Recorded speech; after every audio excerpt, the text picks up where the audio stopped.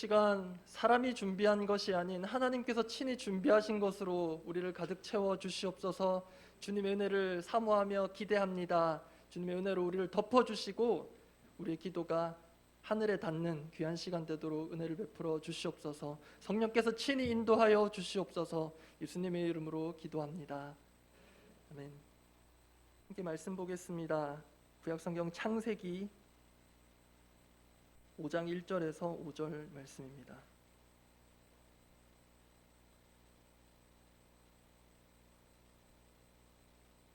창세기 5장 1절에서 5절까지 말씀입니다.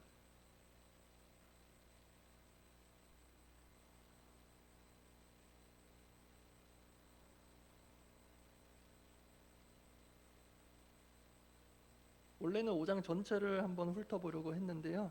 시간 관계상 또 여러 가지 이유로 5장 1절에서 5절까지만 교독하도록 하겠습니다. 대신에 5절까지 읽고 나서 잠시 눈으로 밑에 구절들을 한번 훑어보시면 좋겠습니다. 제가 먼저 5장 1절 읽겠습니다.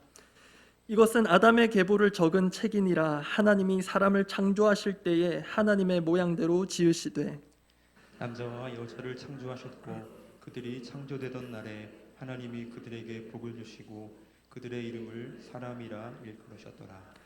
아담은 130세에 자기의 모양 곧 자기의 형상과 같은 아들을 낳아 이름을 셋이라 하였고 아담은 셋을 낳은 후 800년을 지내며 자녀들을 낳았으며 5절 함께 읽습니다. 그는 930세를 살고 죽었더라.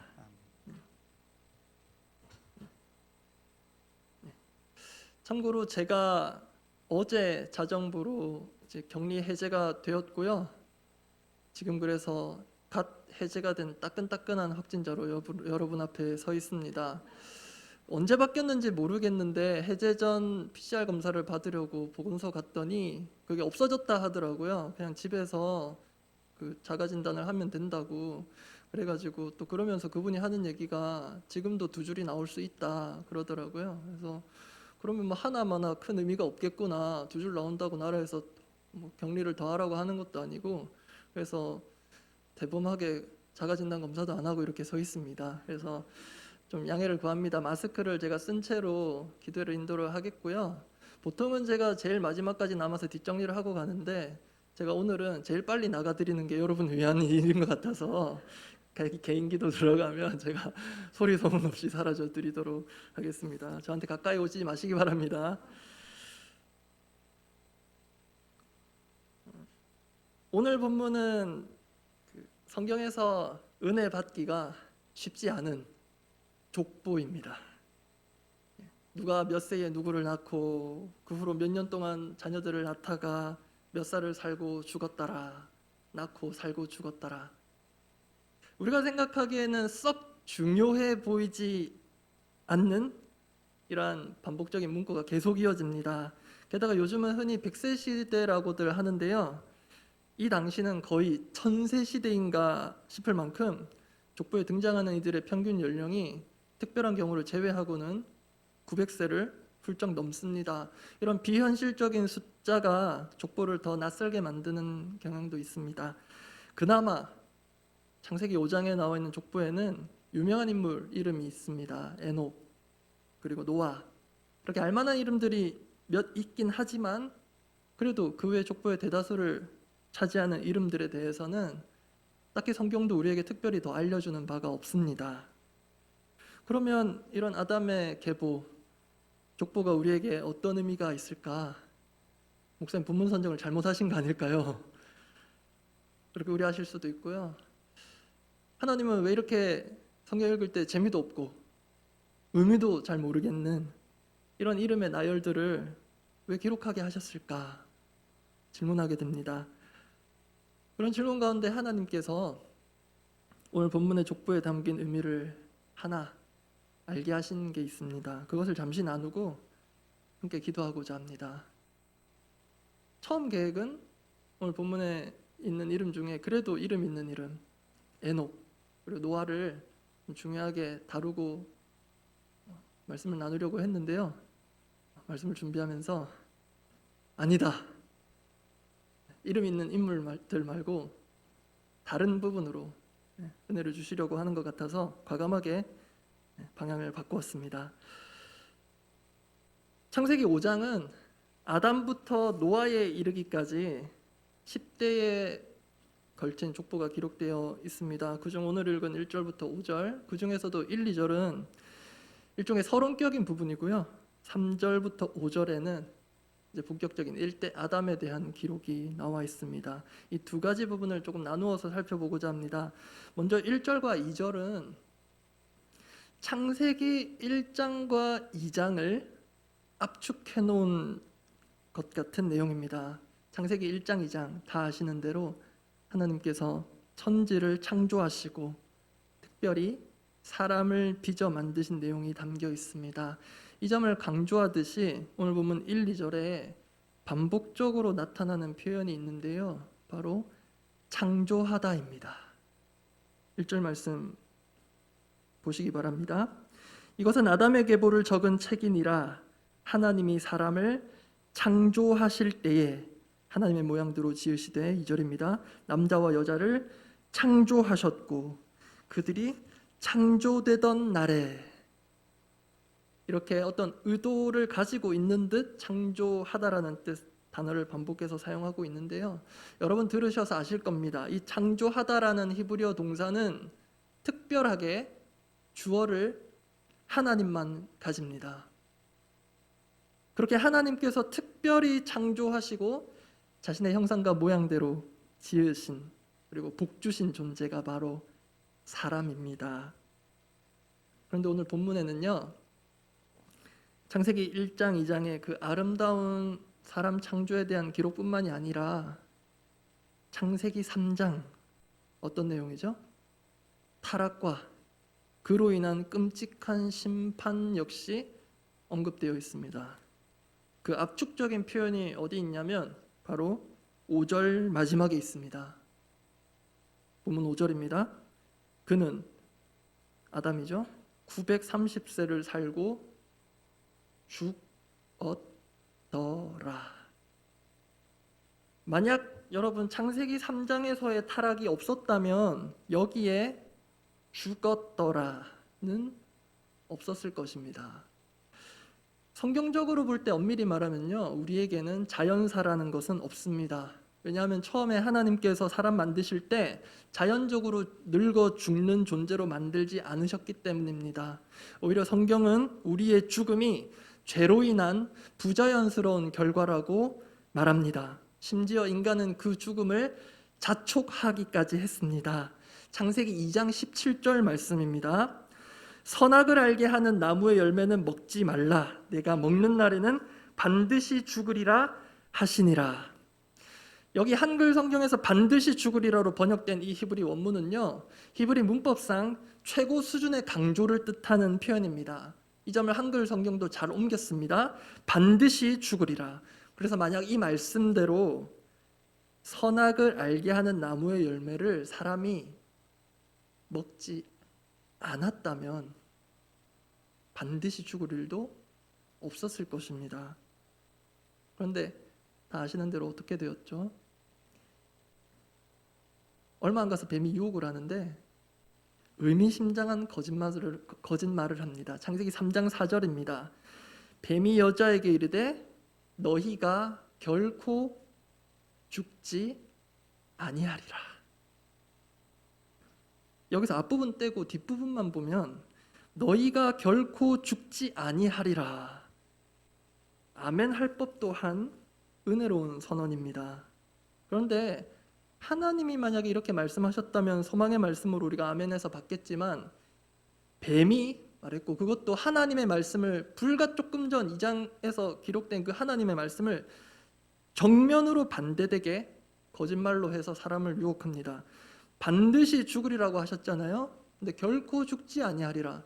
번역상으로는 약간 차이가 있지만 여기서 결코 죽지 아니하리라, 이것은 앞서 말씀드린 대로 최고의 강조를 나타내는 것, 그 문구 그대로의 부정어, 낫을 붙인 것과 같습니다. 그래서 절대 죽지 않는다, 하나님 말씀을 그대로 갖고 와서 정반대로 아니야, 절대로 안 죽어. 그러면 여러분 누구 말이 맞습니까?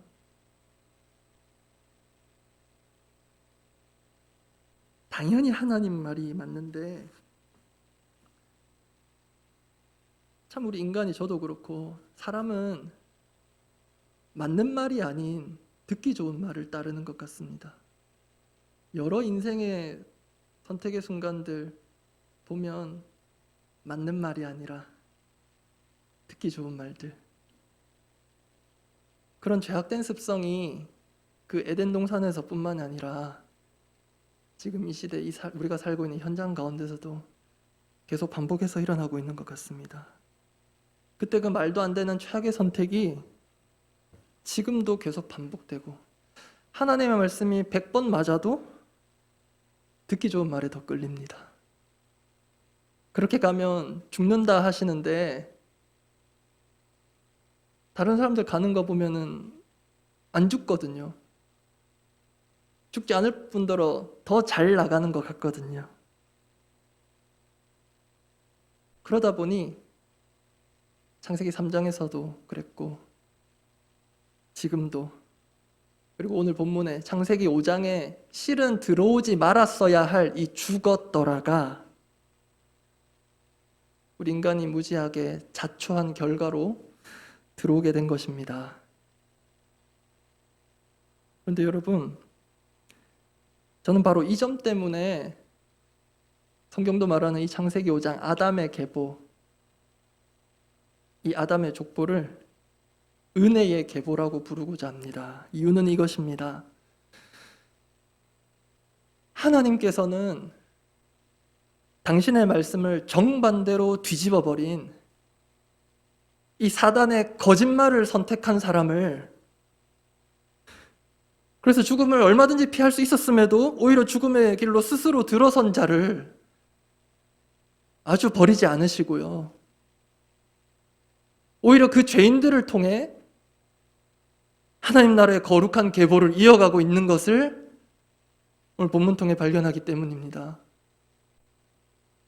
오늘 본문의 계보가 아담에게서 노아에게로 이어지는데요, 하나님이 이 노아를 통해 온 인류를 새롭게 하는 소위 재창조의 사역을 이루십니다.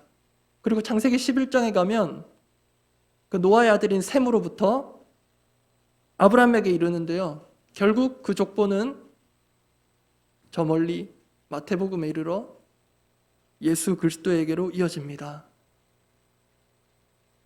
그런데 그 족보의 출발점에서 하나님은 죄인 아담을 배제하지 않으셨습니다. 우리 같으면 족보에서 파내도 아무런 이상이 없는 그 죄인을 지우지 않으셨습니다. 그래서 은혜의 계보라고 부르고자 합니다. 그런데 이것은 단순히 어떤 의미 있는 기록물에 이름 하나 올려준 정도가 아닙니다. 오늘 본문 3절 말씀입니다. 함께 읽어보겠습니다. 본문 3절입니다. 아담은 130세에 자기의 모양 곧 자기의 형상과 같은 아들을 낳아 이름을 셋이라 하였고, 이게 어떤 의미가 있는 것이냐면 아담은 범죄한 이후에도 그 전에 했던 것과 같이 여전히 이름 짓는 사역을 계속하고 있습니다. 이름을 셋이라 하였고, 그런데 중요한 것은요, 우리가 읽은 9절 바로 앞 2절에서 이 이름 짓는 일을 하신 분이 하나님이시라는 것입니다. 2절 말씀은 제가 읽겠습니다. 남자와 여자를 창조하셨고 그들이 창조되던 날에 하나님이 그들에게 복을 주시고 그들의 이름을 사람이라 일컬으셨더라. 한글 번역상으로는 되게 다른 문장인 것 같은데요, 방금 제가 읽은 그들의 이름을 사람이라 일컬으셨더라, 그리고 3절에서 아담이 이름을 셋이라 하였고, 히브리 원문상은 거의 똑같이 생겼습니다. 즉 아담은 범죄한 이후에도 하나님이 그에게 명하셨던 일, 하나님 만드신 피조세계에 이름을 부여하는 일을 계속해 나갈 수 있었습니다. 하나님 그것 박탈하지 않으셨습니다. 그런데 그게 무슨 대단한 일인가 하실 수도 있겠습니다. 감히 하나님 입장에서 이 일들을 바라보자면 여러분, 영원하신 하나님께서 영원하지 않아 죽을 인간들을 통해 끊임없이 계속해서 당신의 일을 이루시며 당신의 역사를 써내려 가신다는 것, 하나님 입장에서 볼 때 얼마나 비효율적이고 답답한 일이겠습니까? 5년 임기제인 이 대통령제의 나라에서도 인수인계하고 국정이 이렇게 전환되는 일이 보통 일이 아닌데 새로운 사람을 세워가고, 그런데 하나님 보실 때 우리 인간은 조금 훈련되고 잘 키워놓으면 죽고 사라져 그 다음 세대와 또 하나님 다시 호흡을 맞춰 가셔야 합니다. 이것이 하나님 편에서 결코 쉽거나 하실 만한 일은 아닙니다. 우리가 그런 신의 입장이라면 한 번에 모든 일들을 해치울 수 있는 방법을 선택할지 모릅니다. 그럼에도 하나님은 그런 우리와 보조를 맞추어 가시면서 당신의 역사를 한 사람 한 사람 통해 한 자 한 자 써내려 가시기를 기뻐하십니다. 그 하나님께서 지금도 부족한 저와 여러분 통해 이 거룩한 은혜의 계보를 계속 써내려 가고 계심을 믿습니다. 우리 중 그 누구도 자격이 있어서 하나님의 자녀로 받아들여진 자가 없습니다. 그렇죠? 그렇게 우리가 은혜의 계보에 은혜로 편입된 자임을 안다면 우리의 삶은 마땅히 은혜로 살아가는 삶이어야 하겠습니다. 그렇다면 은혜로 살아간다는 것은 무엇인가? 오늘 이것 끝으로 나누고자 합니다. 은혜로 산다는 것, 여러 가지로 말할 수 있겠는데요. 오늘 말씀에 따르면 이것입니다. 어떻게 들리실지 모르겠습니다. 자녀를 낳고 살다 죽는 것. 오늘 말씀에 따르면 은혜로 산다는 것은 자녀를 낳고 살다가 죽는 것입니다. 육신의 자녀에 국한할 필요는 없습니다. 영혼의 자녀, 다음 세대라고 할 수 있겠습니다. 여기서 낳는다는 것은 히브리어에서 아버지가 되다라는 뜻도 가능합니다. 그래서 단순히 낳는 행위만이 아니라 낳아서 기르는 것을 포함합니다. 여러분, 우리가 은혜로 어떤 일들을, 어떤 거창한 일을, 대단한 일을, 특별한 일을, 민족을 살리는 일 할 수 있습니다. 은혜 받은 자가 할 수 있겠죠. 그러나 성경의 대다수는, 특히 이 족보를 통해서 우리가 확인할 수 있는 대다수의 인물들은 성경이 그렇게 기록해주고 있습니다. 우리에게 낳고 살다가 죽었다.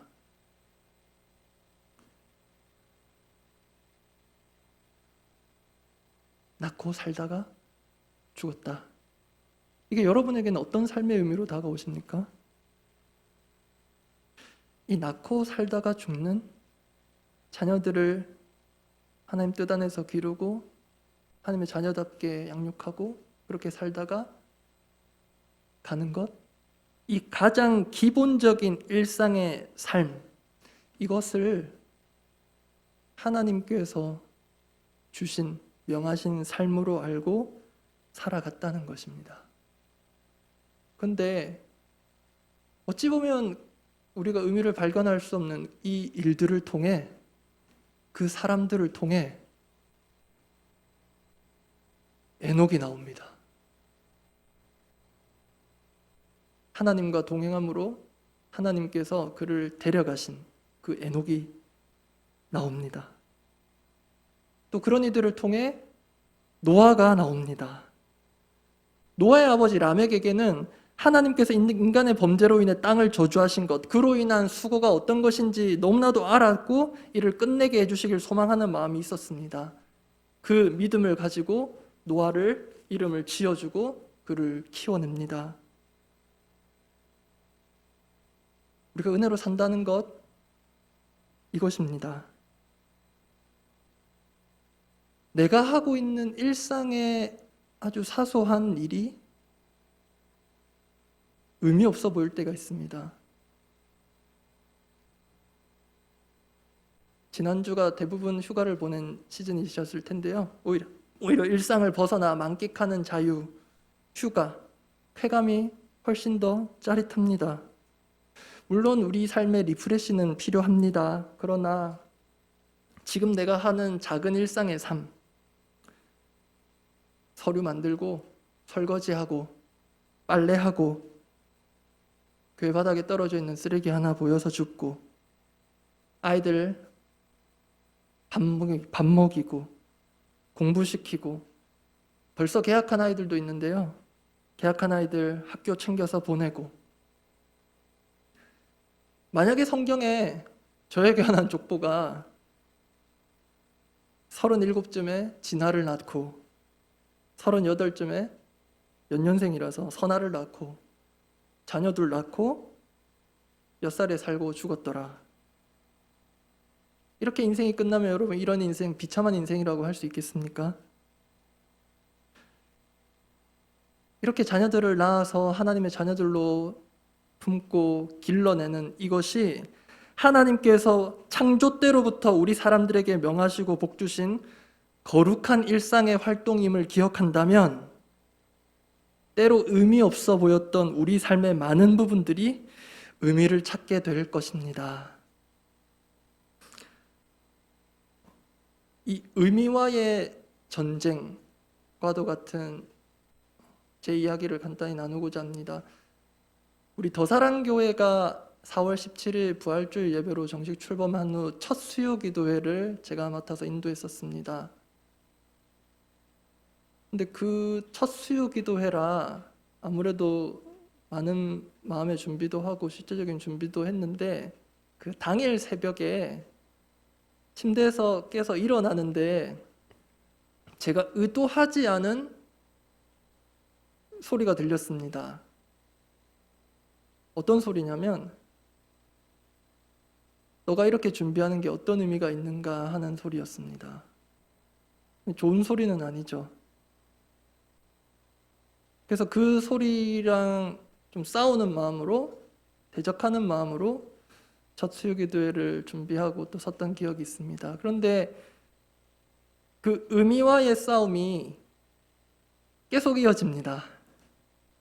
너가 지금 그렇게 준비하고 애쓰고 집중하는 그것, 그게 무슨 의미가 있는가? 그게 청소년부 아이들에게 어떤 의미가 있는가? 그게 더사랑교회에 어떤 의미가 있는가?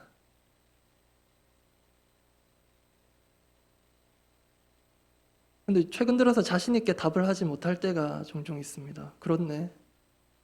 이렇게 하는 게 어떤 의미가 있는 거지? 우리 성도들에게 제가 전하는 이런 메시지와 인도하는 이런 시간들이 어떤 의미가 있는 거지? 저도 덩달아 흔들릴 때가 많았습니다. 그래서 저도 계속 이 의미와의 전쟁을 계속하고 있고 특히 오늘 말씀을 붙들고 더 싸워야 할 사람입니다. 그냥 의미 없다고 생각했던 그 일들조차 하나님께서 부여하신, 하나님께서 시키신 사역이라면 이렇게 모든 조명을 받고 모든 성도들의 시선을 받아서 말씀을 전하는 특별한 공석에서의 자리만이 아니라 내 일상에 그 작고 사소한 그 순간순간들이 하나님께서 시키신 일들을 할 수 있는 일상의 삶이라면 지금 제가 여기 서 있는 이 자리의 의미는 얼마나 달라져야 하겠습니까?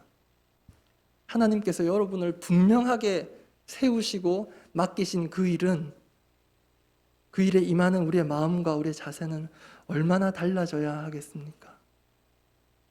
말씀 맺겠습니다. 오늘 읽진 않았지만 족보 가운데 낯선 이름들이 있습니다. 들어보신 이름도 있겠죠. 셋, 에노스, 게난, 마할랄렐, 야렛, 무드셀라. 다 낳고 살고 죽었더라 라는 기록으로만 끝나는 인물들입니다. 이 사람들의 인생의 의미는 여러분 어디에 있습니까? 에녹과 노아의 인생은 굳이 제가 아니더라도 이 땅의 모든 설교자들이 다 주목하고 파헤칩니다. 낳고 살고 죽었더라 하고 나오는 이 사람들의 인생의 의미는 어디에 있습니까? 의미가 없는 것입니까?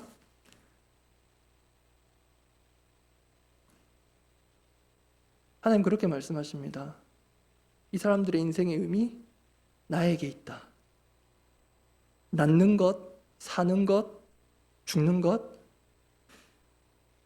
우리는 때로 우리 힘으로 다 할 수 있는 것처럼 보이지만 그렇지 않다고 하십니다. 하나님께서 낳게 하시고 살게 하시고 심지어 죽는 것조차도 우리는 우리 힘으로 죽을 수 없는 사람들입니다. 낳고 살고 죽는 모든 것이 하나님의 은혜입니다. 지금 이곳 이 시간 우리가 이렇게 있는 것이 은혜입니다. 함께 기도하겠습니다.